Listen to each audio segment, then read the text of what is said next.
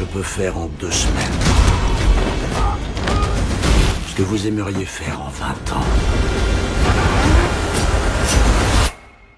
Parce que je suis un homme en colère. Bonjour à tous, c'est Simon et je suis avec vous pour parler de Un homme en colère, le nouveau film de Guy Ritchie avec Jason Statham dedans qui cogne dur. On l'attendait très fort parce que la bande-annonce nous avait bien plu, parce que le précédent film de Guy Ritchie nous avait un peu réconcilié avec le metteur en scène. Bref, il y avait plein de raisons de se dire tiens, un Statham movie qui va un peu nous tataner la tronche. Eh ben oui, moi je trouve que c'est un des meilleurs Statham movies qui soit. Jason Statham, ça fait un petit moment qu'on le connaît. On le connaît notamment grâce à Ghost of Mars de Carpenter, mais tout simplement grâce à Guy Ritchie, qui dans Two Smoking Barrels et notamment dans Snatch lui avait donné des rôles qu'il avait fait exploser au cinéma. Et puis ensuite, c'est devenu un comédien d'action au physique assez impressionnant, à l'engagement physique remarquable, qui a eu de gros succès avec notamment Expendables, et puis aussi qu'on avait remarqué dans des films des fois un peu plus modestes, où il était très à l'aise, où il avait un jeu un peu plus fin que ce qu'on aurait pu attendre. Je pense notamment à Safe de Bose Yakin, et puis depuis, il avait un peu enchaîné les direct-to-vidéo, les séries Z pas top, enfin bref, on lui trouvait pas de rôle où il soit vraiment marrant. Alors vous allez me dire Fast and Furious 7, oui, mais c'est vraiment des petits rôles. Le spin-off de Fast and Furious, c'était avec Dwayne Johnson, c'était quand même assez nulard. Donc bref, moi j'attendais un peu de retrouver Jason Statham en forme, qui casse des bouches et qui fait de la purée avec des rotules. Et ben là c'est le cas. C'est le cas, vraiment, il fait de ses ennemis des yaourts à la viande, il se marre comme c'est pas permis, il défonce tout ça avec un espèce de sérieux papal comme lui seul sait le faire. Alors ça peut avoir l'air tout bête, il en a joué plein, des personnages comme ça, de taiseux, de gros brutos, d'espèces de monstres aux plantes qui ont juste à fléchir un sourcil pour que tout le monde fasse sous lui. Il le fait brillamment. Et surtout, son personnage est écrit exactement comme il faut, avec ce qu'il faut de dialogue un peu incisif, avec ce qu'il faut de pause. On sent que la caméra l'aime beaucoup, la manière dont il est utilisé dans le plan, la manière dont il est spatialisé, la manière dont on joue de ce que dégage son personnage, c'est parfaitement réussi. Ce protagoniste est, je trouve, très bien écrit, souvent écrit en creux, pas trop démonstratif, dans la tradition du type de héros ou anti-héros qu'il a l'habitude d'interpréter, mais je trouve avec un peu plus d'âme, un peu plus de premier degré, tout simplement, que d'habitude. Parce que oui, le risque, quand vous êtes comme ça, un espèce de gros bourrin du cinéma d'action, c'est de devenir une caricature de vous-même, et que on regarde ce que vous faites un peu en se tapant entre les côtes, en disant « Ah là là, qu'est-ce qu'il est badass !» Ouais, non, là, il est pas badass, il fait peur. T'as pas envie que le type te serre la main, tu sais qu'il va faire la compote avec tes métacarpes, quoi. Et non, il a un très beau charisme dans le film, vraiment. Je trouve ça assez saisissant. Lui dose exactement ce qu'il faut, comme il faut, que ce soit dans le drame, la colère. Il a une forme de rage froide, d'incandescence taiseuse dans le film, qui, à mon sens, en fait un vrai beau anti-héros de cinéma. Et puis, il n'est pas le seul à être très en forme. Le réalisateur Guy Ritchie l'est aussi. Moi, je sais que pendant de nombreuses années, j'ai trouvé que c'était un metteur en scène qui avait tendance à se perdre dans les effets de style. Qui avait un côté, alors certes, très expérimentateur, très touche-à-tout, ce qui, moi, sur le papier, m'amuse, mais que très souvent, ça se faisait au détriment de ses personnages, de ses récits, et que il allait des fois tellement loin dans des expérimentations qui ne racontaient pas grand-chose, qu'il en finissait par faire des films qui venaient des petits machins rabougris, très ringards, très criards, et finalement qui se démodaient presque au moment de leur sortie.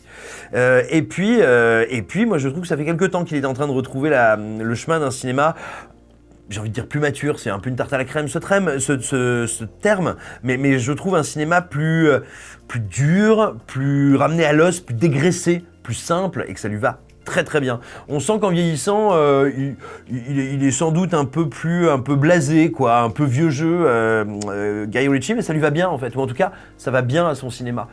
Il a moins de sympathie pour ses personnages qu'avant, il les voit un peu tous comme des salauds, et donc du coup, il va moins aller dans des délires de tiens, je fais n'importe quoi avec ma caméra, et puis je vais faire un truc complètement fou avec mon montage. Il fait pas des gestes ou des démonstrations de force pour l'amour de la démonstration de force, parce que son sujet est grave, que son film est très premier degré, donc il est vissé à son personnage, et il ne nous fait des effets de montage alterné, il nous fait des effets de décadrage que quand ça raconte vraiment quelque chose à l'écran et à l'image. Et c'est intéressant, ça se sent dans la manière notamment dont il traite la violence, qui dans la première partie du film est très graphique, très dur, qui littéralement te jaillit à la gueule, quoi. Il y a de la viande sur les murs. Et puis en réalité, au fur et à mesure qu'il va développer son propos, qu'il va affiner son regard sur ses protagonistes, le traitement de la violence va être radicalement modifié dans le film. Et il se passe comme ça beaucoup de trucs par rapport à sa mise en scène. C'est-à-dire que même si elle est encore un peu maline, un peu à l'épatte au début, on a des petits plans séquences par-ci par-là, des plans longs qui durent, bref, il est encore un peu en train de nous montrer genre les gars, j'en ai sous le capot, c'est Guy Ritchie ici.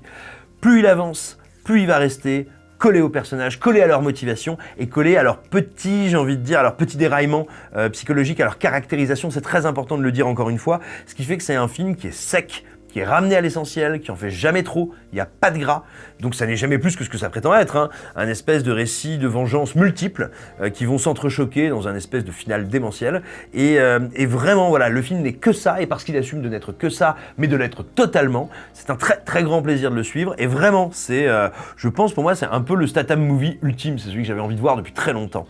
Et puis, ce qui est assez plaisant dans ce long métrage, c'est qu'il est finalement moins bourrin qu'on ne pouvait le regretter. Pas le regretter, pardon, qu'on ne pouvait le craindre. Parce que tout simplement, même si bien sûr Statham reste, on va dire, l'espèce de boulet humain, l'espèce de bélier de chair qui emmène le récit, le récit va à un moment se conjuguer, on va dire, avec d'autres mélodies. Déjà parce qu'il traite bien ses personnages secondaires. Vous avez peut-être vu qu'il y avait donc Holt McCallany, que beaucoup ont découvert avec la série Manhunter. Il y a aussi Josh Hartnett qui, comme d'habitude depuis quelques années, joue un type pas très ragoûtant, un peu horrible, plutôt aux antipodes des beaux gosses qu'il faisait dans sa jeunesse. Et il le fait très bien, comme d'hab. Et puis surtout, au miracle, et ça montre bien à mon sens à quel point Guy Ritchie est toujours un excellent directeur d'acteurs et combien il avait envie de bien diriger ses comédiens sur ce film, c'est qu'il arrive à tirer de bonnes choses de Scott Eastwood. Scott Eastwood, c'est quand même un type qui, en dehors du fait d'être très beau et d'être le fils de Clint Eastwood, a toujours joué comme un gant de toilette. Et pas un gant de toilette que vous venez d'acheter, si vous voyez ce que je veux dire, un vieux gant de toilette. Et bah là, il est excellent. Alors attention, hein, il a pas un rôle shakespearien, faut pas déconner. Il a un rôle de bad guy d'ailleurs plutôt, mais il le fait, je trouve, extrêmement bien. La caméra comme le montage tire formidablement partie de son charisme, et il en va de même pour tous les personnages, parce que justement, sans vous spoiler, le film va avoir une manière à un moment de commencer à jouer avec ces différents héros ou anti-héros, qui est très intéressante parce que ça change le sens du titre et donc de ce qu'on raconte. C'est pas un homme en colère, c'est des hommes en colère. Et effectivement, Ritchie nous parle d'un univers dans lequel il n'y a plus que des corps laborieux qui sont écrasés par le système dans lequel ils vivent, qui ont tous une bonne raison d'en vouloir à la terre entière et une bonne raison de partir en torche. Et là, tout d'un coup, ça nuance énormément notre récit de vengeance, où, à défaut de le nuancer, ça le rend beaucoup plus noir, beaucoup plus amer, et donc beaucoup plus intéressant. C'est un film dans lequel il y a des gentils, il y a des méchants, mais les méchants sont pas si méchants, les gentils sont quand même un peu crado. Et notamment, c'est très intéressant de voir ce que Guy Ritchie arrive à faire de la question de l'empathie. Parce que bien sûr, quand le film commence, vous allez être à fond avec Jason Statham, en train de vous dire « Oh là là, ouh, j'ai envie de le voir dérouiller du braqueur, ouh, vas-y Jason, fais-nous mal. » Enfin, fais-leur mal.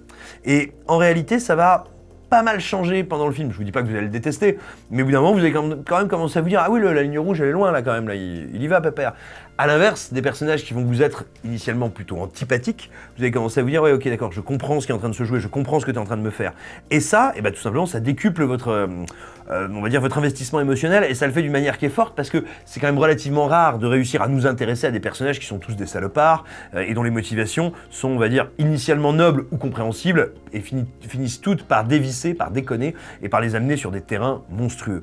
Donc effectivement, le film va remuer plus qu'il n'en a l'air, et le fait, encore une fois, avec une économie et une sobriété stylistique que je trouve bienvenue et très fort. Donc voilà, ça a été un gros plaisir de le retrouver. Ensuite, maintenant, ce qu'il faut dire, c'est que ce film, c'est un remake d'un film français. C'est un remake d'un film français qui s'intitule Le Convoyeur, qui a été réalisé par Nicolas Boukrieff, dans lequel on retrouvait notamment Albert Dupontel dans le rôle principal. Alors, est-ce que c'est un bon remake ? Pour moi, c'est un excellent remake parce que justement, il ne joue pas exactement la même carte que le film de Boukrieff. Bien sûr, le prémisse, le début, la première moitié, dira-t-on, est exactement la même, et puis à un moment, Guy Ritchie va, lui, on va dire, proposer sa propre vision, et travailler assez différemment le tempo, y compris le climax du film, même s'il y a évidemment des passerelles énormes entre les deux.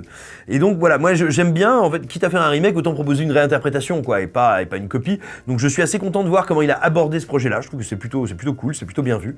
Ensuite, à titre strictement personnel, je conserve, on va dire, plus d'affection pour le film de Boukrieff, parce que je trouve qu'il est un peu plus imprévisible, un peu plus surréaliste, un peu plus trouble et donc sur une pente très glissante. C'est un film qui notamment, des fois, n'hésite pas à aller aux confins du fantastique ou du thriller quasi horrifique, et je trouve que ça faisait un mélange de genres qui en faisait vraiment un truc unique. Donc voilà, si vous n'avez jamais vu Le Convoyeur, n'hésitez pas à le regarder, mais surtout allez voir Un homme en colère dans les salles, parce que si vous aimez Jason Statham, si vous aimez les phalanges qui cassent des phalanges, si vous aimez les coups de boule dans la tête, écoutez, il y en a un paquet qui vous seront destinés dans le film, qui est plaisant, divertissant et spectaculaire, un des meilleurs Statham movies qu'on a eu l'occasion de voir.